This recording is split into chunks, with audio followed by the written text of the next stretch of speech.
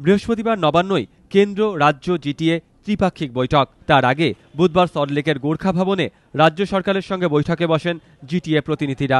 এই বৈঠকেই Gorkha territorial administration বা জিটিএর মধ্যে তরাই ডুয়ার্সের মৌজা অন্তর্ভুক্তির দাবিতে নতুন করে সরব হন রোশনগিরিরা।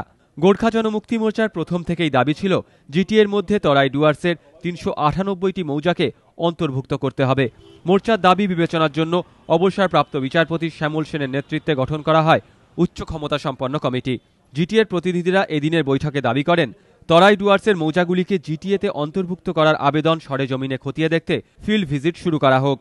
फैक्ट वेरिफिकेशन जो तराई और डुअर्स का लिए बना है वो कमेटी को हम लोग ने फील्ड विजिट तराई और डुअर्स का जितना भी मौजाज है उसमें फील्ड विजिट करने का लिए हम लोग ने रिक्वेस्ट किया है और वो गवर्नमेंट वो प्रपोजल को देखेगा बोला है। রোশনগিরিদের দাবি, জিটিএ আইনের বেশ কিছু জায়গায় অস্পষ্টতা রয়েছে, তার জন্য সংশোধনী আনা হোক। তাদের আরও দাবি, জিটিএ চুক্তি অনুযায়ী খুনের মামলা বাদ দিয়ে মোর্চা সমর্থকদের বিরুদ্ধে বাকি মামলাগুলি প্রত্যাহারের প্রক্রিয়া শুরু করা হোক। পুলিশে নিয়োগ করা হোক স্থানীয়দের। জিটিএ 14 জন এক্সিকিউটিভ মেম্বারকে দেয়া হোক প্রতিমন্ত্রীর মর্যাদা। এছাড়াও জিটিএ প্রতিনিধিদের দাবি, বেশ কিছু দপ্তরের ক্ষমতা হস্তান্তরের বিজ্ঞপ্তি এখনও অসম্পূর্ণ, তাই নতুন বিজ্ঞপ্তি জারি করা হোক।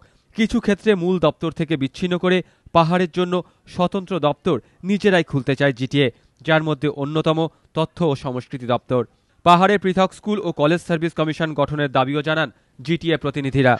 রাজ্য সরকারের আশ্বাস, জিটিএর সব দাবি খতিয়ে দেখা হবে। They have some specific suggestions যে কিভাবে পাওয়ারগুলোকে আরও ভালো করে সুচারুরূপে দেওয়া যায়, কিভাবে পাওয়ারগুলো বেশি এফেক্টিভ করা যায়। কিছু কিছু মডিফিকেশন সাজেস্ট করেছেন ওরা, এবং আমরা সেই সাজেশনগুলো পেয়েছি। আমরা প্রত্যেকটা গুরুত্ব সহকারে দেখব। বৃহস্পতিবারের ত্রিপাক্ষিক বৈঠকেও বেশ কয়েকটি দাবি জানাবেন জিটিএ প্রতিনিধিরা।